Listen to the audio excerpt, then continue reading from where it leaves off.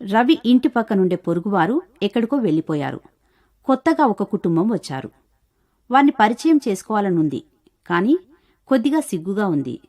ఇంతలో రవి పిల్లలు వచ్చి, డాడీ, మా బంతి పక్క ఇంట్లో పడింది, నీవెళ్ళి తీసుకురా అన్నారు. ఇదే మంచి తరుణం పక్కింటి వారితో పరిచయం పెంచుకోవడానికి అని రవి అనుకుంటూ నెమ్మదిగా వారి తోట వద్దకు, హలో, నేను రవిని, మీ పక్క ఇంట్లో ఉంటాను అన్నాడు నెమ్మదిగా.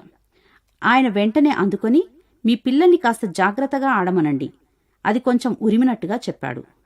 అలాగే సార్ అంటూ రవి వచ్చేశాడు. తర్వాత ఆలోచిస్తున్నాడు. రవి తోటలోని మొక్కలన్నీ పాత ఓనర్ నాటి పెంచాడు. ఈయన అధికారం చేస్తున్నాడు. అది పొరుగింటి ఆయన అనే మర్యాద కూడా పెద్దగా లేదు. 2 రోజుల తర్వాత అదే ప్రక్క నుండి పెద్ద పెద్ద శబ్దాలు వస్తున్నాయి. ఏంటో అని చూడబోతే ఆయనే మొక్కలన్నిటినీ పీకి రోడ్డుపై వేసి కార్ షెడ్ నిర్మిస్తున్నాడు. కారు కొన్నాను అని సగర్వంగా చెబుతున్నాడు. మొన్ననేమో మా మొక్కలు మీ పిల్లలు పాడు చేయకుండా చూడండి అన్నాడు. ఇప్పుడు ఆయనే మొత్తం పీకి పారవేశాడు అనుకుంటుండగా పిల్లలు ఆ మొక్కలన్నీ తీసుకొచ్చి మళ్లీ తోటలో వేరే చోట నాటుతూ ఉన్నారు. ఆ దృశ్యం చూసిన ఆ ఇంటి వ్యక్తి కొంతవరకు తన గర్వము, పదునైన ఇతర భావాలు తగ్గించుకొని వినయంగా చూడ్డం ప్రారంభించాడు.